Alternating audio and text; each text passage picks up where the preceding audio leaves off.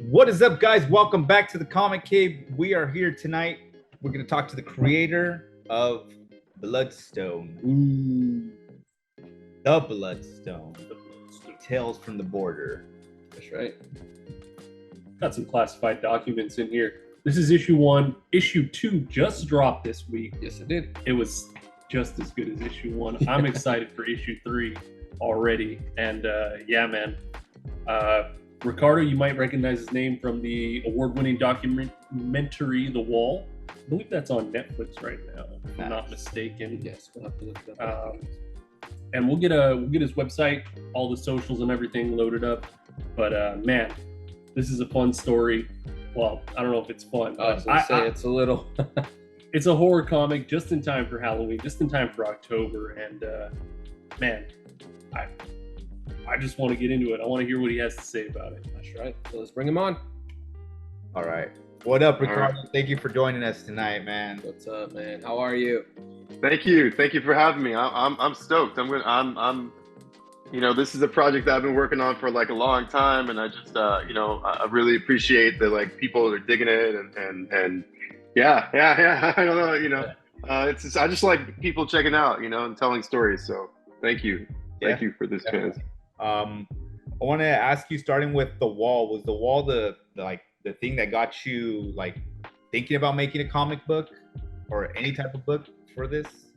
Yeah, I mean, well, I have to be honest. I've always loved comics. I used to draw comics back in, junior high school and high school. I thought I'd be a comic book artist before I kind of went to film school. I thought that was going to be the road that I was going to go down. And I went to Pratt Institute for illustration. And I met a bunch of great people there, but I realized that like I loved film so much that I wanted to work in television. So I would always make comics, with my friends, and then write stuff, and then work in television and film. And around 2006 to 2010, I got drawn to make this documentary. Just being who I am and hearing what was going on and seeing everything in politics at the time, I also was really kind of intrigued by the idea of the wall, of this new idea that they were going to build this fence along the US-Mexico border and it was going to solve everything, that's what they were saying back then. And I knew there was more to the story. I went down to the border. I spent lots of time with, vigilante Minutemen and, who for some reason they welcomed me in and so all these experience, and I hung out with the sheriffs, I hung out with the border patrol officers, migrants, Grupo Beta, all these different people that from every single part of the problem, and all of these experiences that I had, they were immediately stories that stayed with me. Honestly, I kind of wanted to forget some of them, from some of the gruesome stuff I'd seen, if I may be, so honest. And I kind of moved on with my life. And then, I became a dad. I saw what was going on again in 2018, 2019. And I started having nightmares, of people taking my children away. I'll be really honest, that I saw stuff in the news and pictures in the news that just kind of really rocked me. I wish I could have been a little bit tougher about it, but I wasn't. And I think the only thing that I knew how to do, the only way that I knew how to deal with this kind of imagery and pain that I was seeing, of children being taken from their parents, was to make something, to make like the opposite, and that's kind of actually where a lot of this comes from is, yes, it's The Wall, and yes, I've heard about these stories, but seeing those images in the news, I was like, I need to see the opposite of that.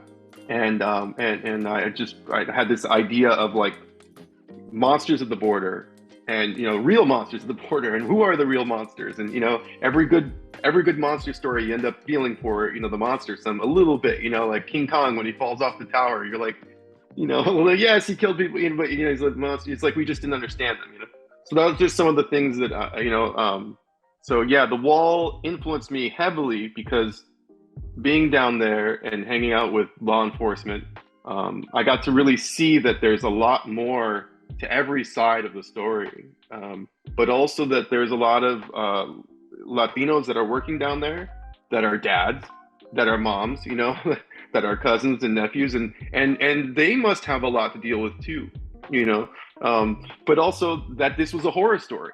There was bodies everywhere. There was, and the Mike Migrantes and all these people had stories of monsters and stories of ghosts, So like it was like, that this is like a no-brainer to me. Was this is not a pobrecito story. It was like more of just like this is like a horror movie. This is like an action movie.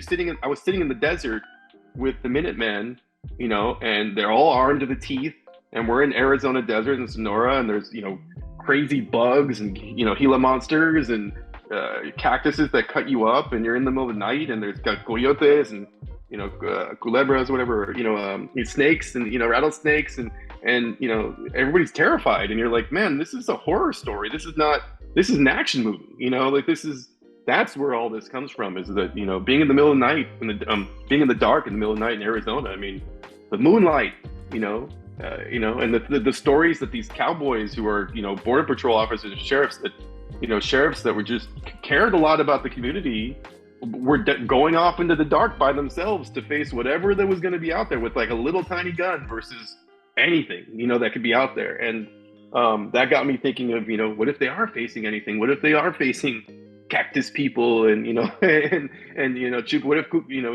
Chupacabra is based on this? That's where all this stuff. I can get going. Sorry, but that's where. Hey, we're enjoying just hearing you talk about this. Like the book, it got us like drawn in, and we're on issue 3 already. Issue 3 is so the cover is actually like, I'm so stoked. This artist Alfonso Ruiz, I can't believe that he hasn't exploded as an artist yet, because to me everything I've seen him is really developing.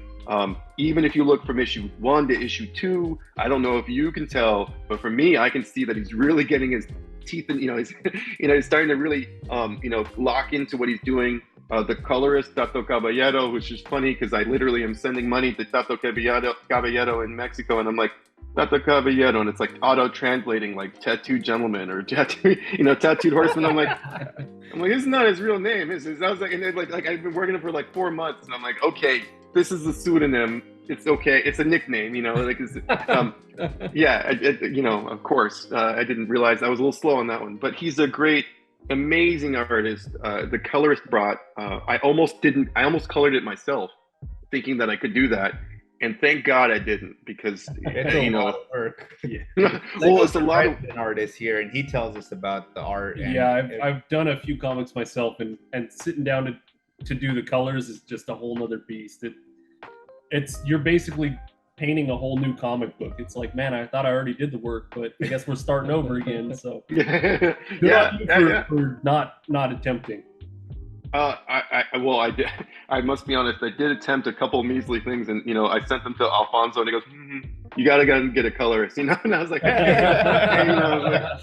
typical, Mexicano humor is like, yeah, it looks pretty good, but maybe you should really call my, he's like the nice little like, yeah, it's great, but maybe, Good job, buddy. He kind of, exactly, kind of makes fun of me as he's saying it looks good, but yeah, so he, I'm glad I hired him on. He's been a great collaborator because he really got like at my job as a filmmaker, one of the things I do is color and edit television shows, and what my position is supposed to do is give a look to everything. So when I worked on this comic book, I had very specific ideas of how I was going to make the color and composition and the framing, and I one of the things I thought that was like, okay, yeah, it's dusk, it's sunset, it's dusk till dawn, but I really want to progress the colors as the story goes along, and so we're just in like hell, and there's like monsters and slashing, and then one time he sent me the picture. I remember on page 3, he'd sent me one of page 3 or 4, so it was like 4 here, and this was all like white, and I was like, that should be black. Make it black, like make the borders black. He's like, oh, you want it black? I'm like, yeah, like it's, darkness, man, And then, as he started to add it, he added something around here or something. I was like, what if you did this? And I started doing little bits of blood. I took his thing and then added the blood splatters, in the frames, in the edge of the frame. I think it was around here. I actually did one of these first. I did a crappy version, of like the blood splatters in the gutters. And then he goes, and I was like, dude, what if you did this? And and I said it to him, he's like, oh yeah. And he just like dove in. He's like, oh, I've got so many ways to do this. And he just took, I gave him a little bit of an inkling of the idea, and he just went to town. And I'm so glad he did, because it's just, for me personally, I'm hyped on my own stuff, but really when he with the colors that, well, when he added that, I think it really gave it something different. Like it gave us, at least that's what we're trying to do, is, not just do, yes, we love all these traditions of comic book storytelling, but we want to do something that's, like let's use all those tools. Let's do every little idea we can think of to like pack everything, and really make, polish this thing off to be like a bullet, because who knows, maybe at this time when we were making this one, issue 1, I wasn't really sure, was I going to be able to make a second one? Was I going to be able to make a third one? Like luckily I've kind of committed now, so we're going to go, we're going to go for a lot longer for sure. But that was also part of it. It was like, that first issue, that first 8 pages, if you don't like it, you're not going to read the rest. You're not going to read the other series, and Ricardo's not making another book, so those better be good. So really, that's why everything happens so fast. Also, it's not just because that's how people read comics. They want to get to the story really fast. That's how I watch television. That's how I read stories. I'm like, okay, I'm a tired parent. Give me the story. So that's how I attack story. But also, if it's not good in that first 8 pages, people aren't going to read anymore, and then you got to build on and complicate the story from there. So that's kind of how, as an editor, I attacked the story also, was to do. And then this was fun as a concept too, just to have an idea of like somebody walking down the hall and somebody be like, what is that you're carrying? And then, like a little trick, like I've always loved concepts. I like that carried over into the second issue as well. That was cool. Oh, you got it. Yeah, you did. Yeah, we picked up issue 2 over at Ray's Comics this week. We should probably put some links down below of all the different stores that people can pick them up at. Can they pick them up on your website as well? Yeah, you can get them on the Big Cartel site. Also, you can buy directly from there. I just added a 5-pack wholesale thing for the stores, because a couple stores asked me for that. To get, like they're like, okay, what's wholesale? So, but on the website, thebloodstone.co or thebloodstone.net, there's a buy copies, tab, and you click on that, and it actually tells you like 8 different spots you can buy. You can buy on Etsy. It has all the links there. So if you go to the website, thebloodstone.co.ca, you can see there's a buy tab, and it'll show you where. But also, if you contact me on the Instagram, I'll get back to you. Somebody will get back to you, and we'll get them to you, because that's the goal, is just to have everybody, let everybody get into this, I don't know, reading it, getting it everywhere, having that imagery out there, but also hopefully people like it and they want to go find it. We're not just beating it. This is another little thing. I don't know if you noticed, we're trying to progress as an idea that the stone progresses throughout the story. Yeah. The stone imagery from the beginning of the second is things are gonna happen to that stone. It's not gonna just be like a stone on black, So that's one thing. And then there's a few different ideas we try to put in there as a designer, as somebody. But yeah, issue 2, this if you read this in the back, it's got like little things in there, like little Easter eggs and stuff in there too. And it's got the website too, but it's also got like the incident involves several border crossers, and it says it, like, if you read this, there's a little story there too, about that actually relates to the story. And this is an actual, so I made the logo, right? I made the little logo for the JOI, which is even there. This is how kind of, I sound nuts like saying this out loud now, but if you look at the logo, so there's like the mountains, right? And then there's the sea, and then the eagle is for the air, and because I don't know, because when I'm and late at night and I have to make the logo, I'm like, okay, I better make this mean something, right? And then there's like technology, I don't know, and there's a little hint there for, well, I don't want to give that one away, but there's gonna be, the little technology stuff is gonna mean something too. So then you have to make a patch now too. Oh yeah. Oh yeah. You gotta make a patch for people's jackets and stuff. If somebody wants to cosplay as one of the agents. I was gonna say, have we seen a Bloodstone cosplay yet? Oh my god. Oh I don't know how I'm Show off your Woo! shirt real quick. Show off the Oh shirt. yeah. So there's I think you can see here. We'll lower the guy work that standing desk a little bit more. Let's get this. There, it's coming down, going down. There it is. This is like a lot of suspense for this shirt. Yeah. So there's these are puffy too. They're like the '90s puffy. You know? Yeah, these are made by Purple Ghost Apparel, but I got a bunch. He's really cool. And if you want to buy those, I'm gonna have a tab for those soon on the website where you can get those. Maybe I should do this angle's better, I guess. But yeah, so we try to do. I just try to pack it. This is, by the way, an actual I blacked out a bunch of stuff and I moved some things around to make it my own, but it's based on an actual incident report. That's the other thing is like, this is an actual, like, you can get this stuff from Freedom of Information from, the Border Patrol works for us. We pay taxpayer dollars. That, the reports they make are ours. So, but that being said, I took it and I messed it around. I added my logo and then I added a little story, but I tried to make it, like what it would really be like if they, that's the other thing I imagined was like, what is it like when, what is it like when a Border Patrol officer or sheriff sees a UFO out in the desert? What is it like when he sees something that he can't explain? Who investigates that? Who figures that out? And what if those stories were, what if those stories were what everything was based on that we were hearing about? What if there was ghosts that were haunting? And yeah, I think that's like what I love about stories and, and monster stories and ghosts. So I don't know. I'm going on forever. This is some part of my spiel, so I'm sorry if I'm doing too much of it. No, you brought a lot of really unique voices to both stories so far, and they felt like they almost felt self-contained. Like each issue felt like you're getting enough.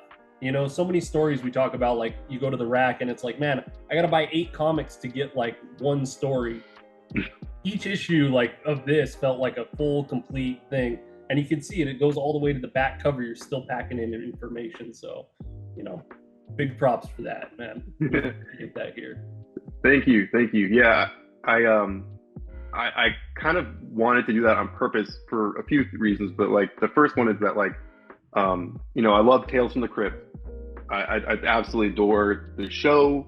I adore the comic book series, Creep Show. Tales from the Crypt, the TV series is actually based on so many different things, right? A few different comic series, but I loved each one of them. Like the whole, anthology series that they had, like Weird Science, all of these things. So I've always loved like the single kind of story, like it being a half-contained, but then also having it relate to the other stories, and building upon that, like the X-Files. The X-Files, or I'm trying to think of other.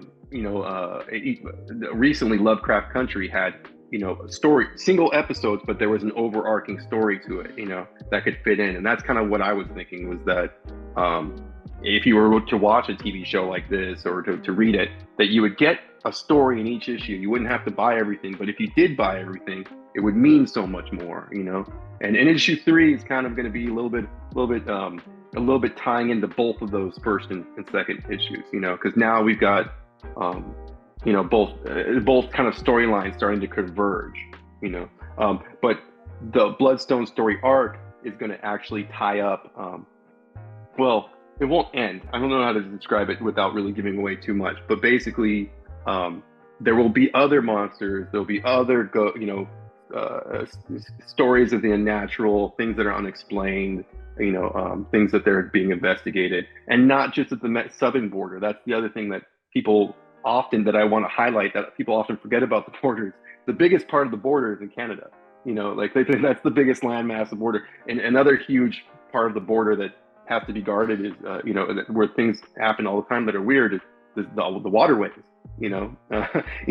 So there's Coast Guard. So there's a couple of things I've always wanted to do involving mysterious sea monsters and like all types of that. There's really just I've always been a fan of like the stories that takes place in the forest.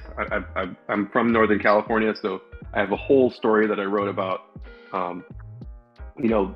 monsters in the forest that could be the Wendigo or that could be the Sasquatch. Like, what is that? Finding bodies that are tying that into these real crimes that are happening, these real kind of mysteries that are happening today, where they find bodies and they don't know who they are or where they're from. This is actually true. It happens in Washington. Sometimes they find just bodies in the middle of the forest. And it's like, why are these bodies here? Who, and the locals say, oh, that's, Wendigo, or that's Bigfoot. And, why are they saying that? Is there really, so there's a lot of like stuff I don't want to, it's like, I'm always trying to figure out what to tell people or not, but like that whole vibe is also something I want to dig into too. So it's not just Mexico, Arizona, Texas, there's a lot of room there for growth, there's a lot of room for many different types of monsters. I love cryptids, the Mothman, was it the one that's in New Jersey, the New Jersey Devil, what's that called? Oh man, I forget that one now too. Yeah, it's the Jersey Devil. Jersey Devil. The Jersey Devil. I mean, I love the Jersey Devil's description and stuff. So I want to try to do a lot. There's a lot of room there. But yeah, there's one pitch I had for a story. I'll say, there's the factory that's in Texas where the migrants check in but they don't check out. And it's a meat factory. By the way. Oh, So there's some ideas that I had for that too as well. So Dang, Taco Bell. You mean the Taco Bell distribution center? Yeah, the Taco Bell Yeah, no. It's a brand new vegan plant that found a new recipe, but we don't know what it is. It's extremely cheap. It's extremely cheap, Yeah, I don't know. It's made with oat. I shouldn't brag. I love a good oat milk latte sometimes myself, but yeah. So that's a lot of the comics. And thank you for reading it, by the way. I mean, that's the thing I'm most moved by is that you make something by yourself, especially drawing. It's solitary. And writing, it's solitary. And then you make it, and you kind of put it out in the world, and then you don't know what's going to happen. And I think the thing that's really been rewarding to me is meeting fans and finding stories that like wanted to carry it. Sorry, I'm moving this again. Finding stories that wanted to carry the comic book that were like they were like excited to carry it. This thing. So well, it's just like the idea of world building and everything you're doing.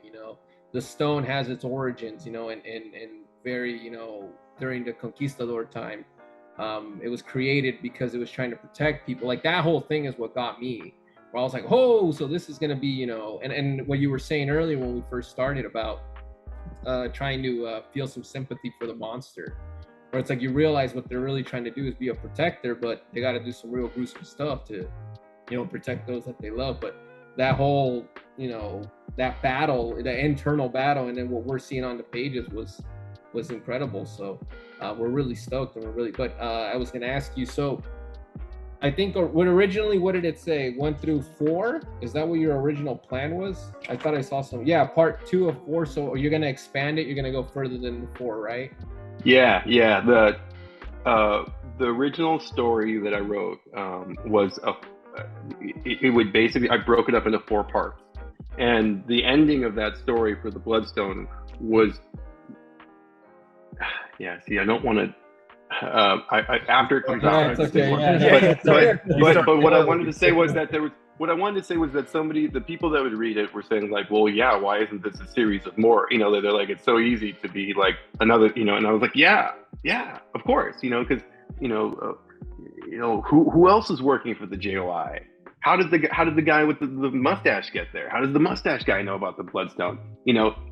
Believe me, I've luckily been working on this for a few years, so I've been able to write and kind of figure out like what are those all, but it's kind of like the George Lucas, Stan Lee way of thinking of his, Obi-Wan says to Luke, in New Hope, well, your dad fought in the Clone Wars. I'm pretty sure George Lucas maybe had a little bit of an idea of a plot there, but it was more just like, hey, let's make that little thing. We'll come back to it later, And then Stan Lee would do the thing, like this villain comes from, X dimension. He's been gone for 30,000 years, and you're like, okay, well, what happened while he was gone for 30? He doesn't know. He's just saying that, and he's going to come back and write that later. So, the idea that I had was to kind of leave these things open, that the Bloodstone has been traveling throughout time. And that we can always come back to the stories about that. We can always figure out like, how did you get from point C to point D? How did you get from point E to point F? How does the guy with the mustache, the old Agent Graves know about the Bloodstone? Well, one of the stories I had for that was that he worked in the CIA and he went down, or he was either working the CIA or he was working for the narcotics division, and he's, goes down to Colombia, and he's hunting down the FARC or something, let's say, and he's down there in the jungle, and maybe they went a little too far, while they're hunting down the FARC, and now there's this beast that's hunting them, so that's what, and maybe that's how he found out about her, first came in contact and survived from the Bloodstone. This is one of the storylines I'm going to pursue too, but there's obviously reasons that these people that the government has known, and each one of those could be a story, but also returning to what you were saying, and thank you for bringing it back to the Mayan. I always had this idea that that I would love to do something that takes place in Mayan times, that takes place in the conquistadors as well, that maybe we can do another story about that, or we can explore more about maybe I think there's a lot to do, hopefully, and that's why I wanted to create this world that imagines that the world doesn't allow terrible things to happen, really, that we think it does, but really there's something else going on. There's some kind of magic, there's some kind of spiritualism that's trying to balance that out, and it doesn't just have to be the Bloodstone. It could be another mythical item or object, but it could be another power. There's ways to think this, but it's always this idea that almost like the Raiders of the Lost Ark, the Raiders of the Lost Ark, there's a scene where I'm going on for a while. I'm trying to wrap this story up real quick. In the Raiders of the Lost Ark, there's the Nazis have captured the Ark. They're carrying it across the waters, and there's a scene where the camera zooms in on the Ark, and it's got the Ark is in this box with the Nazi symbol, and John Williams does this like mythical score, and it's like, oh, and it's like God is coming basically, and it burns off the Nazi symbol from the box, because God would never allow the Nazis to carry something so sacred as the Ark of the Covenant, something that was, held these mythical tablets of the Jews. And it's this idea that right there is kind of like where a lot of the Bloodstone comes from too, that like God would not allow us, God, spiritualism, whatever you believe in, would not allow us to do these terrible things that are out there, that there would be some kind of response, or just like whatever it is, that it would strike down, it would strike down the men that carry, like that wherever, maybe it's the Catholic schoolboy, I don't know, but that's what I wanted to see as a story, at least, right? Like that idea is that, like, and if you didn't know about that, that would seem terrifying, right? Because you're just watching people getting struck down. You don't know why they're getting struck down, Yeah, conflict, everything. And how did you, speaking of like balances and evening things out, how was that whole relationship with Alfonso? Like, how did you guys come about meeting? Did you see some of his work in the past and you were just like, oh snap, I got a book guy, or how did that whole thing come about? Yeah, I mean, I'm really lucky that I got introduced to him from another director friend of mine, a director named Ben Wagner, who directed a zombie movie called Dead Within. I actually colored that movie too. It's on Netflix. It's like called Dead Within, or they're not here anymore. I think it's another title for it. But if you look it up, Dead Within's still on there, and it's mostly like almost desaturated. And he was like, he's like, a few people told me they looked at I started drawing the storyboards, and I made like a little presentation for the Bloodstone. And a friend of mine said, you basically made a graphic novel, like, like put this out. And I was like, oh, really? And he said, you should just go ahead and make a comic book. And I talked to Ben, and Ben was like, yeah, you got to make a comic book. That's what I did for my movie. I made a comic book, and I worked with this great artist, and his name is Alfonso Ruiz. And I think he and you would really get along. And that's how I met Alfonso. I literally just texted some dude in the internet somewhere, and he texted me back, and he's like, oh, this is my work. And he sent me all of his websites. And I looked through his work, and I realized he could do monsters. He's from Mexico, so he can bring something to the table, like, that hiring just anybody from, Bulgaria, maybe they wouldn't necessarily understand, some of these cultural kind of things. And he had both of those things. He could do dark, he could do, monsters, he could do blood, and he was going to be excited by it. That's the other thing, that he would be excited by it. So that's why we started talking, and we've been somewhat friends for like a year now, back and forth. We've been working on this stuff, even from the very first sketches. Yeah. Nice. So approaching the comic book writing method, was that your way of doing it? Doing the storyboard and then working in the dialogue, or how was Oh it? yeah. Yeah, that's how it is. I wrote a script. I realized that was not a comic book script. I wrote another script. Then I drew a bunch of storyboards, because I look at everything as like a sequence and a drawing, imagery. So I drew the storyboards for what was actually going to happen also. And then eventually I actually did the layouts. So we actually passed back and forth layouts, because the layout is so much of the story, and the script and the pacing and the timing and the expressions. Actually, if you look at page 1, I even posed for some of these pictures. It's kind of like a joke between me but this guy right here, that's me. Like, I took a picture of myself, like, like I'm, like I'm kind of like, and you can kind of see it, There it is. That's me. That's me. Like, I mean, it's got the beard and everything, Yeah, and then this actually, issue 2 is Cha-Cha. That's my Thea right there. I sent a picture of Cha-Cha to him in issue 2. That's actually like that's my aunt, Cha-Cha. She lives in Santana, I think, actually. Still, yeah. So like I put like, I got to give a shout out to Cha-Cha. Cha-Cha. Yeah. So like sometimes I would take pictures and of like, oh, he's got to be like this, and in issue 3 there's like a fight scene where I had to like take like really funny, but camera angles tell the camera angles, posing, lighting. I left a lot of stuff to him, but I kind of like I'll have ideas about color. Obviously, issue 2 he said, "Is this going to be the same thing as issue 1?" I said, "No, it's all blue." And he's like, "What?" "No, it's all blue." So those are the type of things. I give a lot of layouts. Every single page I give him a layout. He takes a look out, then he sends back to me. And luckily I let him like change my mind, because he's got great ideas. He just changed. Sometimes he comes up with stuff. It's just the comic art.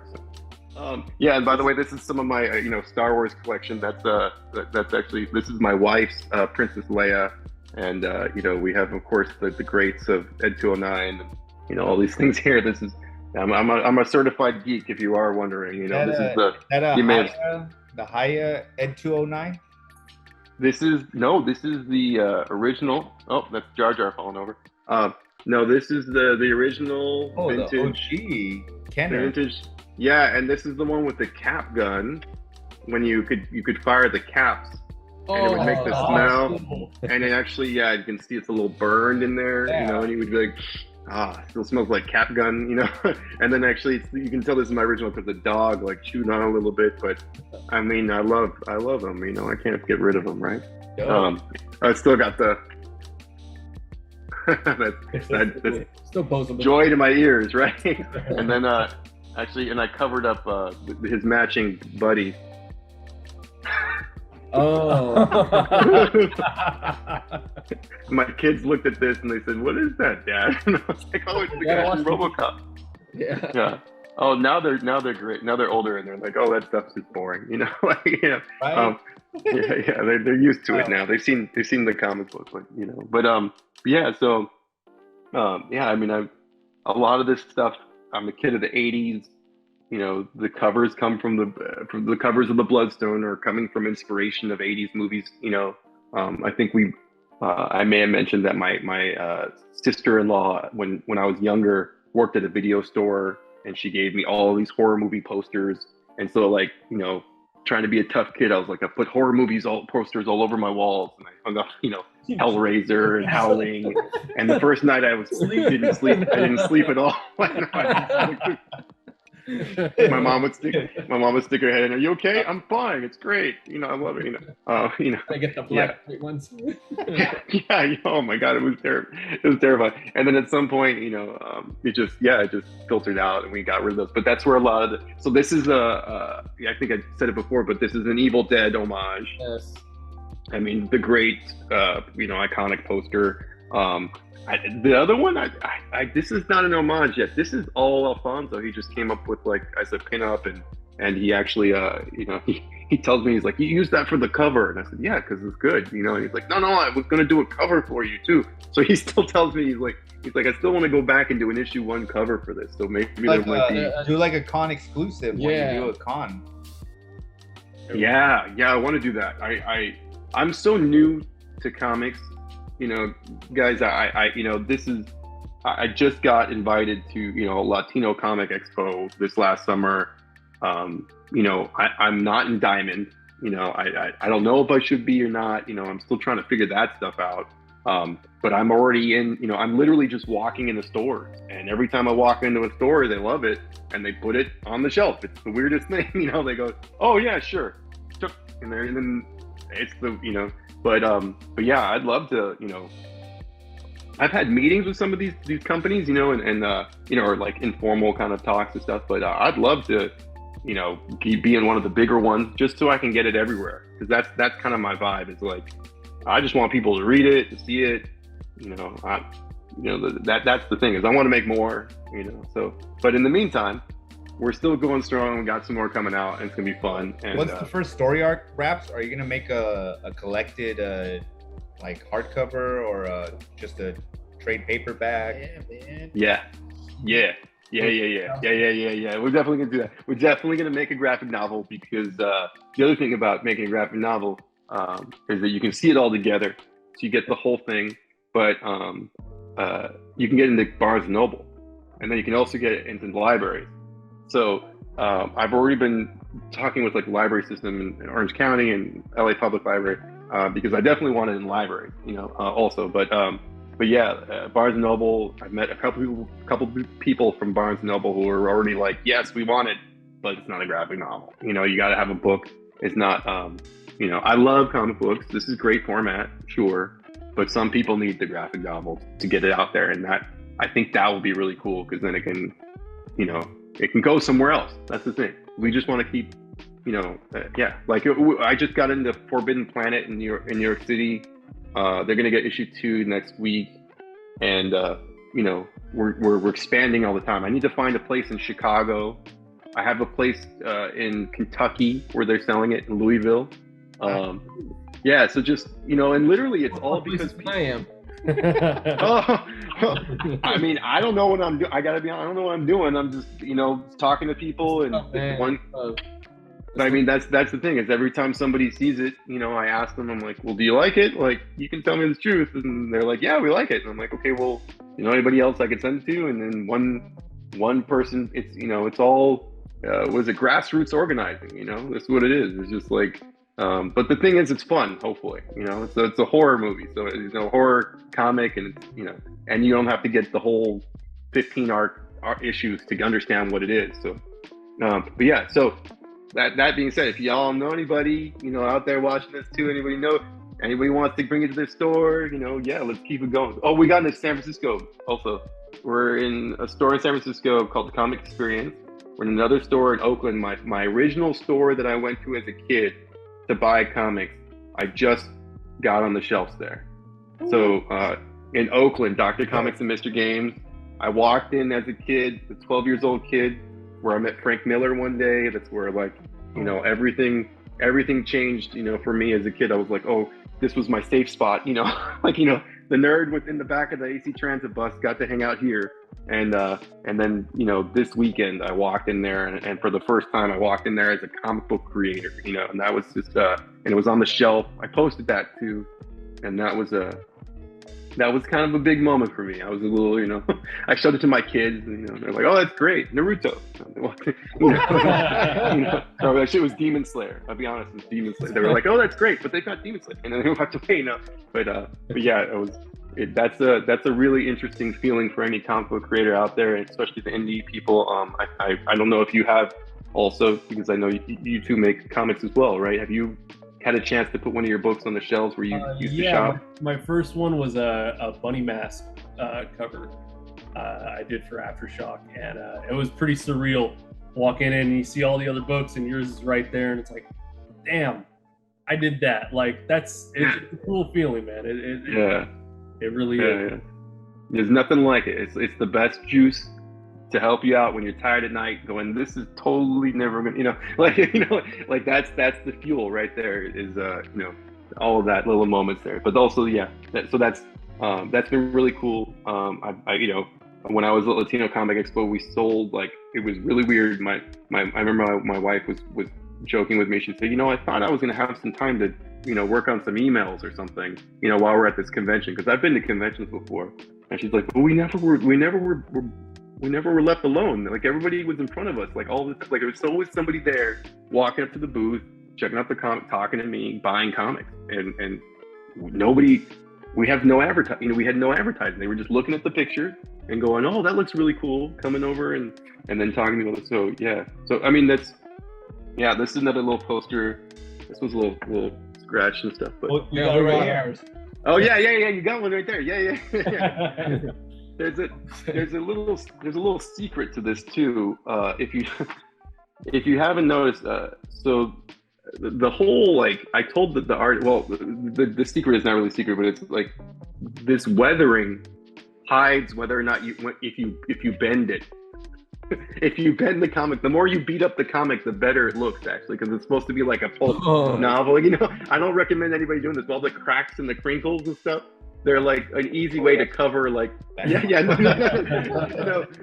But it's like I didn't think about it enough, but it was like, actually, if you wear it and scratch, add the fake scratches, when they get real scratches, it just makes it look better. So like the same thing with like the poster, like, because it's supposed to be like a pulp novel a little bit. So like if you bend it a little bit, you can see the little bends and stuff. It actually makes it look a little bit better, because like.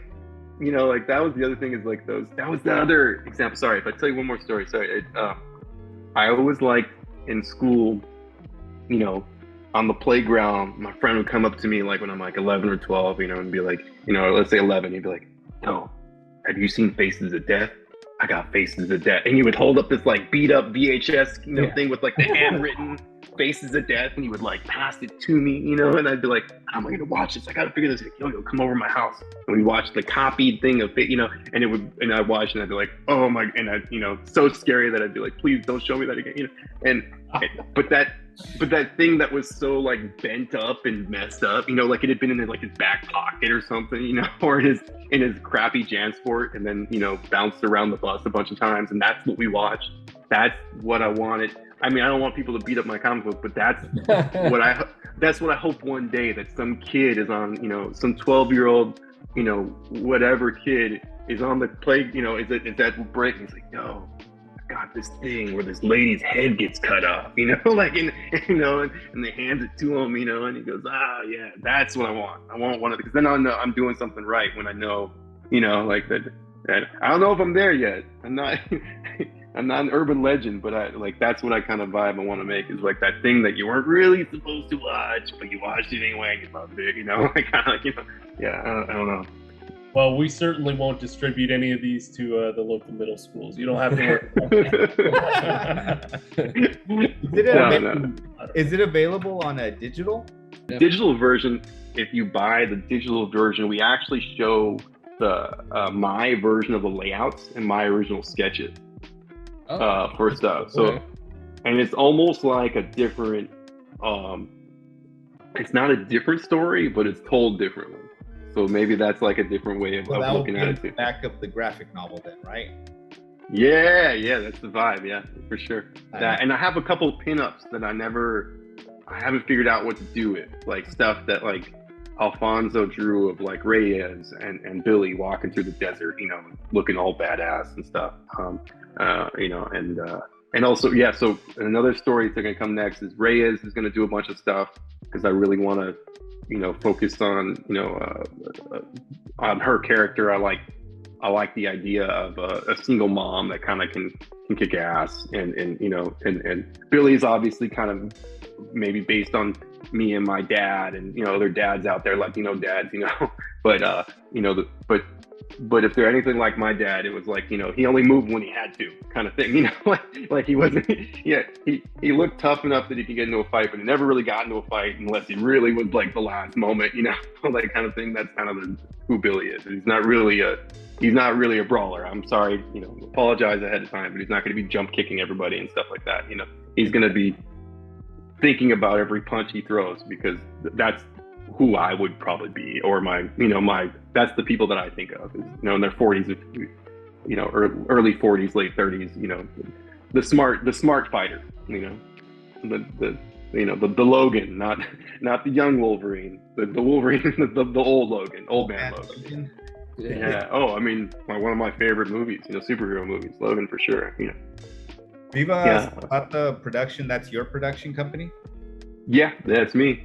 That's I started that not as a joke, but as a punk rock kid in film school. I thought, what can I say that'll really, that'll really mark me, or the most un-NYU that I could be, because when I graduated NYU, there may have been another Mexican at the film school, but I don't think I ever met them. If I did, they were probably, the support staff, if you know what I'm saying. At the time, at least now, they're more integrated, but at the time, you come out of film school, you just, all you want to do is yell from the top of the hills, I'm Chicano, or I'm Mexican, and I'm also half Ecuadorian, so I don't want to sleep on my Ecuadorian stuff. But yeah, so I made Viva Zapata Productions because, obviously I'd read about Emilio Zapata and and just a whole bunch of stuff like that, and my dad had always talked about that, so and it stuck with me. Now it's a long name, and I got to keep it. What were some of the comic books you were reading growing up, or what are you pulling right now that's got you jazzed? I gotta be honest, I'm really in love. I've kind of been stalking Punisher War Journals 1 to 19. That Jim Lee run. I even like the color, the muted, patina of stuff. I was always big into Will Spertaccio, and when he did, Punisher, it was a really interesting kind of pairing. This very detailed fashion, and buff muscles with this really dark stories. I thought that was an interesting idea.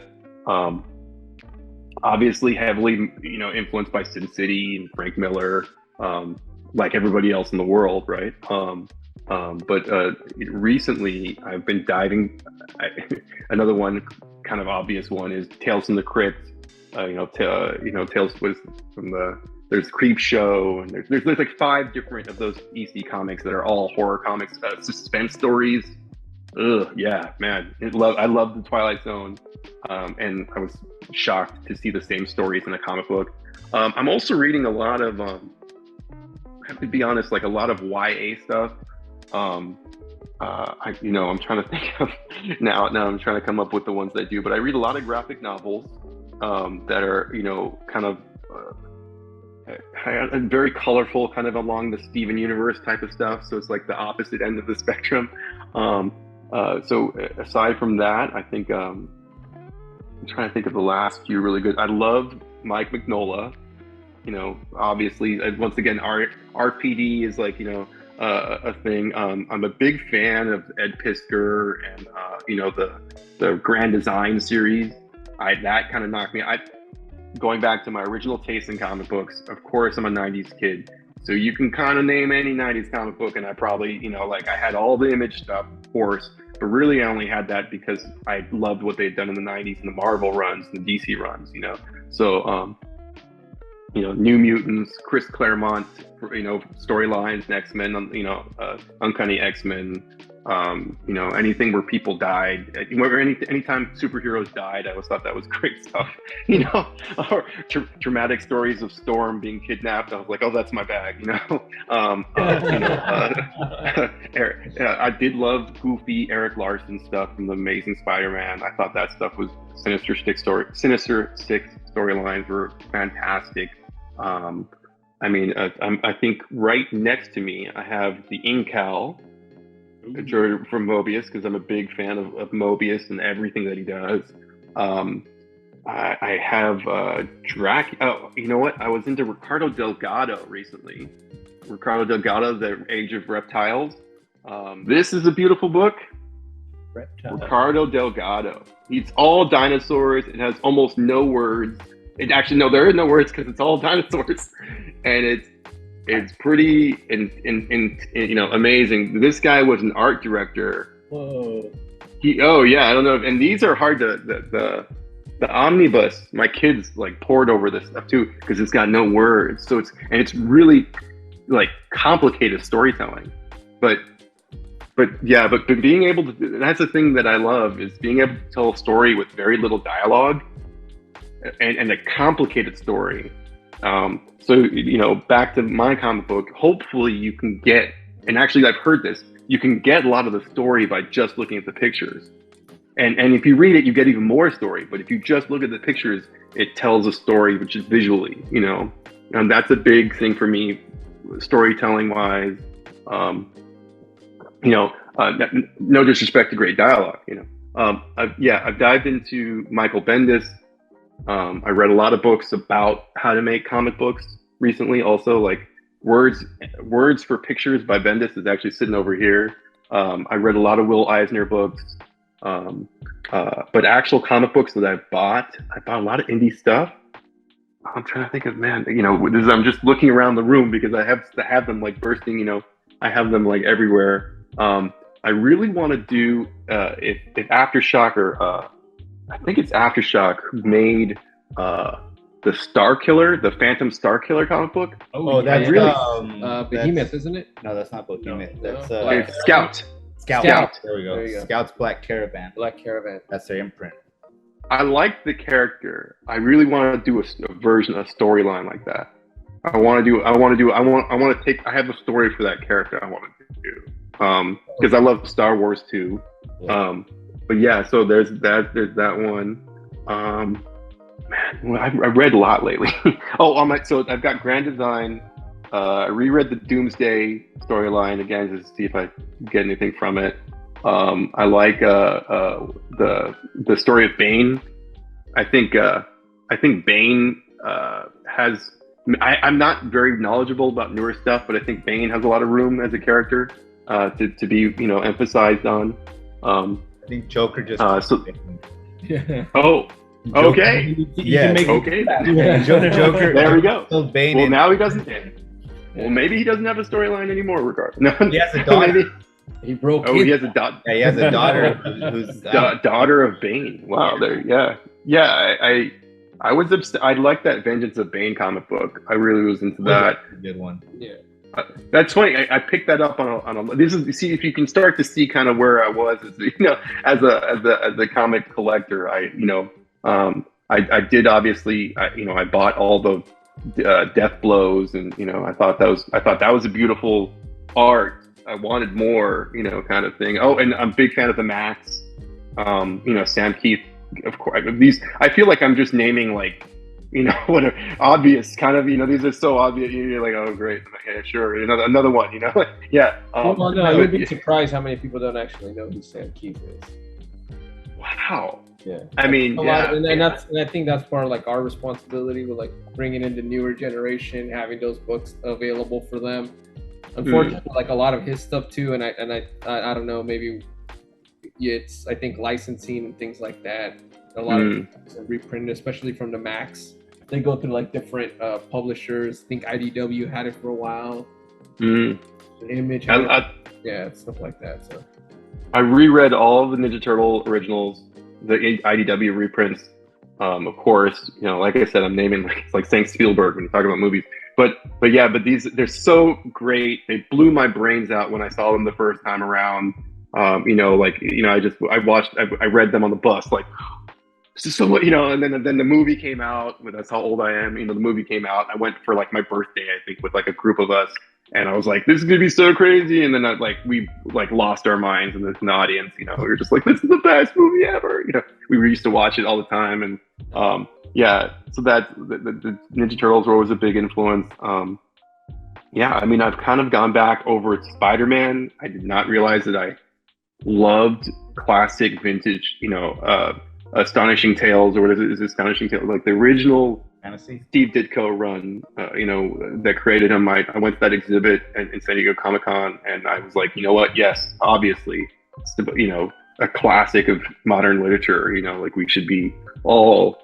So I've been reinvesting myself into reading those, but also the iconic run of Mark McFarlane. before Spawn. Yeah, I mean, have I named enough? I can keep going, but I think there's a lot of books in there. I had the original Guardians of the Galaxy before the movie, characters came out, so I had that run. I really liked the New Mutants. The only one, I think. Yeah, I was like, where's the fire guy? Like, I was like, when's the fire guy gonna come out? Come out, and maybe he's in the next. Fire guy. Yeah, I had. What's funny is I used to buy those stacks at Price Club. My mom, before she would give me money for comic books, I was too young. She just was like, "Oh, look, there's a stack of comic books. There's like 50 comic books for like $10," and they would just give them to you, and it was you get them at Price Club. It's like, which became Costco. And so I get this pack, and you wouldn't know what was in it, and it would just be all these throwaways. It was yeah. Both work for Costco. Hey, where are those now? Right? I mean, where are those? I want those. The comics? Yeah, where are those? Where are the comics? Where are the comics at the grocery store? Yeah, well, that's all. You could thank Diamond and all those dudes for taking all that away from us. Like, we lost all that in like 2005 or 10. I think was probably the last time it was on a newsstand until it became it just became comic store direct. But yeah, I remember when Borders was still around. When I couldn't find a comic at my local shop, I would go to Borders and I'd be able to find the books that I couldn't get that were sold out. And then Borders went away and Barnes & Noble started having them. And then you slowly saw those going away too. Like when New 52 first dropped, you were still able to get them at Barnes & Noble up until probably Rebirth, or before that is when Diamond finally. Now we're taking it all. We're distributing everything. So they killed the newsstand. I mean, I wonder if anybody we could still do it. That's what I would love. I would love it if we could go back to because that's where I first, that is where I first got comic books. Was I got. I think the first comic I ever had was the Iron Man orange suit, the rebirth of Iron Man after the Armor Wars, and I think it was like 280 something. But it was the 90s orange, yellow and red suit, and it was the end of Armor Wars, and he was, I think he was supposed to be dead or something, and then this was the new rebirth, and I got that at like a convenience store off the I-5, and that was just like, what is this, and he talked about alcoholism, and as a 10-year-old kid, I'm like, yeah. Alcoholism, sure, but he's fighting, that was, and then I used to get comic books from Ralph's, or not Ralph's. It was it must have been called something else back then. It was Ralph's, but yeah, something in some Safeway or Lucky, and that's where I got New Mutants and Amazing Spider-Man and Punisher War Journal, which probably wasn't the best place to have some of this stuff, I guess, but it was great. It was fantastic. I still have comic books with the UPC symbol on the front of them. They're all beat up, but I had that's what sparked my, early Liefeld, early Mignola. It was Jay Lee. I was blown away by Jay Lee kind of stuff. I don't know why. I was like, this is great. Simon Beasley, obviously Frank Frazetta. So a lot of the art was a big drive for me as well. But yeah, those were some of the ones. I bought a lot of comic books. I'm embarrassed that I can't name the most recent stuff that I've read that's like really blown me away. I should be a lot better. But I love some of this indie stuff, like Hiko T is great. Like this stuff that you find in the library, or these giant art books that are great. Oh man, I'm gonna kick myself for not being able to shout out these other artists now, because I've just been so blown away by like some of these color palettes. What's the one that's plenty of recommendations? Hilda. I know this is so opposite of the Bloodstone, but I love like Hilda and the Stone Giant, like these kind of like story. Yes, this is like there's a cartoon on Netflix called Hilda and the Stone Giant or something like that. It's called Hilda, and it's based on a graphic novel series. Really? And it's just like this light, fanciful fantasy about a little girl living in like Denmark or something like that, and she's got like stone giants outside her, and I don't know, it's just something about it. It's working, dude. I don't know how to describe it, but it's like you read it and you're like, this is pure joy. Like, you know, and you're like, yeah, it kind of. Well, I can send it to you, but I also read Tintin, The Adventures of Tintin, when I was a kid. I read all of The Adventures of Tintin. That's a good recommendation, because we're always saying we need more kids books, because I mean we're not tuned into that, and I feel like comics really doesn't push it as much as they should, because I mean they're the future, and they're the future market too. Like anytime we're at conventions and we're in line and it's everybody's waiting to meet the creators, it's all older people. Like there's not really kids there to see them, and we're like, we're a dying breed. We need to make sure we're bringing the kids. And I've tried to get my kids into comics, and like they're just like, you and your dumb books. Yeah, I have to, you know, thank my daughter and my son for really, like, you know, reinventing or, you know, reinvigorating my love for comics, because they, and I have to keep my voice down there actually going, they've really been able to find things for me that I never would have read, you know, like Nimona, you know, which was like, it was great. It was like, this is such a great story. You know, Nimona is one of them. I'm trying to, man, I want to go through all the different, you know, ones, but like, there's a lot of stuff that's out there that's very in-depth, very complicated, complex stuff about fitting in, you know, in the world, and it's great literature. You know, I don't know what to say. The artwork on some of these, the artwork really blows me away. And Hikoti is one of them that I can like name off the top of my head. Hicotea, fanciful stuff. You know, almost like a Wes Anderson, but in comic book form. You know, and that I couldn't do it. You know, I could probably maybe write something, but I definitely would need a different, you know, way of thinking. You know, to get to it. But and Ricardo Delgado, you know, God bless him. If I ever I want to work with him, actually, I want him to do a cover at one point, because he's an amazing art director. He worked on you know, Atlantis. He did a lot of designs for The Incredibles, you know, that like, he's just, if you ever look him up, it's an amazing array of work. He does great monsters, really good monsters. Yeah. So yeah, those are the people. At a Lightbox Expo in a couple weeks. Oh, okay.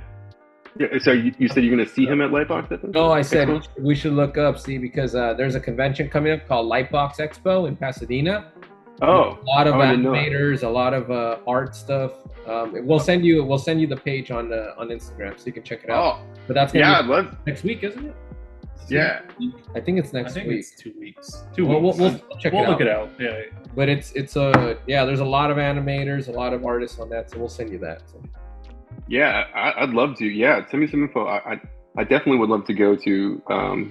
Yeah, that's definitely like something I would love to see more animation stuff, and yeah, I'm certain. Thank you. Yeah, please.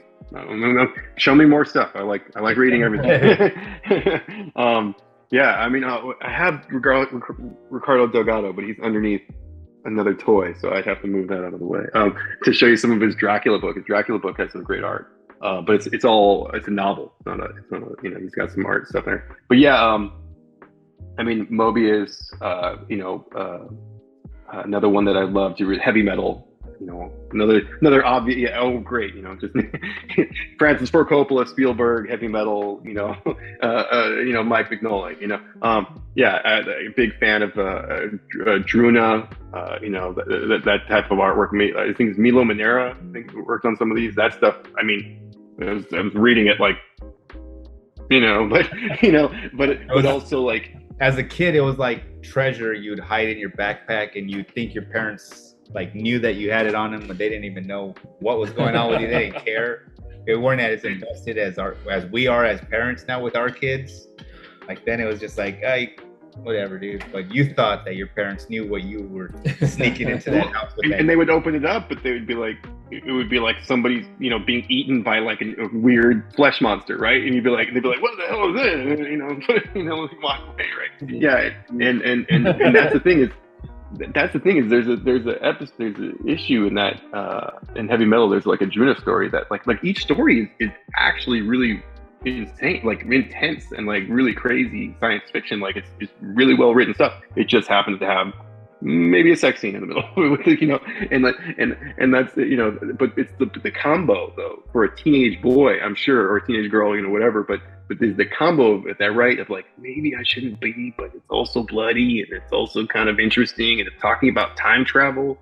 You put those three things together, but bodacious ladies, violence, science fiction, and interesting ideas, and good storytelling. You put those together, and man, that just makes all of our brains explode, right? When we're teenagers, that's the type of stuff we want to have, right? At least that's what I want. It's still the stuff I want. Yeah, exactly. When did it stop, right? I was waiting for the smoke to get out of the way here. Oh my, you don't understand. You don't know how many times I told, oh my God, Alfonso probably likes this story, so I can tell it, but the first time he sends me the drawing, and she's naked. And I'm like, Alfonso, I love the drawing. It looks great, man. Awesome stuff. You got to cover up. You got to cover up a little bit. And he goes, what do you mean? And I'm like, I know it's stupid. You're living in Mexico. This may be weird to you to tell you this, but I can't sell it. I can send a picture of a guy getting his head cut off, but I can't send a naked lady with exposed breasts and the thing. He goes, what is this, for kids? And I'm like, no, it's for everybody. It may not necessarily just, it could be a couple of, I was like, but the minute I put the little nipples on there, it's definitely not for kids. So you got to cover up. He goes, fine. He puts this little line, it's the line. It's literally a brushstroke, and I'm just like. But for the viewers at home, though, if you hold it up at this angle, you can see underneath. That is the third shirt. That you could see, you couldn't see the nipple, but you could see the other parts. Yeah, the areolas. And I was like, no, that's what you're seeing there is the third version of the smoke coverage. Because I was like, no, you got to cover up more. He's like, what? Went from strings to this to 2 strings. No. I was like, no, you got to cover up. He's like, you got to cover up. He's like, fine, here goes a third. He sends it to me. And it was still this little thing. And I'm just like, okay, hey, Tato, can you? He's like, oh, yeah, I got you. He just moves it a little bit more. And I'm like, I have no problems with this, but I realize I must acknowledge, obviously, that if we are, we would have a little bit more problem selling the comic book, sending it to people at work. That's what I told him. I said, if you show the nipples, I can't send this picture to my friends at work, and they're not going to send it to their friends at work because, yeah, it's stupid, but that's the way it is. So, yeah, you got to be able to market your book. Yeah, definitely. I am going to have somebody with robot arms at some point in this comic book. I got to do that at some point. The one robot, I got to do the Cable robot arm at some point, just because I grew up too much with that. I got to make it happen. It'll probably be a little bit more clunky and realistic. The robotic. Oh yeah, you don't understand. I literally just told Alfonso, I'm like, she doesn't have any pouches. I literally just sent him a text earlier. I'm like, yo, this lady in there, she's in the desert. He's like, yeah. And I was like, she has no pockets on her. He's like, what do you mean? He's like, was she living in the desert? She looks too clean. She needs some how does she carry her food? He's like, oh, okay. He sends me his machine. I'm like, no. So sends you the picture. Now she's naked. That's what he would do. I promise. He would be. I gotta meet him. No, Alfonso's great. I would love to get him up here. He's great, and I think I got him a couple other comic book stuff to do. Like I said, I'm only, the comic book is only as good as all of us together working together. So that's the reality of it is, if he's not excited by the art, he's not drawing great. He's not drawing his best if he's not excited by it, and whatever he draws, no matter how good it is, it's not going to be that good if our comic book doesn't have a good story. If you don't care about the characters, things don't happen. Plot has to happen in comic books. You can't get 12 pages into a comic book and not have major things happen. So, yeah, but I'm blessed to have him. Hopefully, we'll keep doing this for a while. Yeah, we enjoyed this. We thank you for your time, for diving into the Bloodstone, and we can't wait for issue 3. We can't wait for a graphic novel and for it to keep going, and definitely hope to talk to you again. Thank you for having me on. I'm so stoked to talk to you guys too. It's really great to meet people that they get it. Yeah. And for everybody, get it. everybody help, tell a friend, the bloodstone.co or Bloodstone Saga on Instagram. Yeah, if I might try to do some giveaways, I got some ideas, for things to make it fun. I do have a couple Bloodstone pendants that I actually made. I got a couple. Oh yeah, they made the Bloodstone is not a weapon. You got to be. It only helps those that need the help, unfortunately. So that's the only thing. And then I have a couple candelas. I should give you one for the Bartolome for La Casa. I have prayed to the patron saint of the Bloodstone. Yeah, we saw that on the back. I thought that was just I like love that. I thought that was like just. There's a story there. There's a story there. Yeah, there's more story. Like I said, I want to pack it all with story. That's Have you ever been? Right, we need to get one of those. Sold. When you're like you're at the bus stop and there's like ads for groceries, on the floor, and then there's also like candelas that are supposed to help you, like in there too. Like that's where that comes from. Yeah. All right. Well, sorry. It's another side story to make this go on longer. But wait, one last thing. This is one of my type of layouts that I send Alfonso. Okay. So this is how I get. They're not great. Actually, this is a little bit of a reveal for issue 3, but yeah. So this is what there's 4 to a page. I kind of move things around, and then he looks at them and goes, "Okay, yeah, let me give you another," and then we go from there. So. It's been so nice. Anytime. Like I'd love to, like I said, yeah. Let's do a podcast about the Bloodstone. Hey, thank you for your time, Ricardo. You have a good night. Awesome. You too. Bye. Have a good one.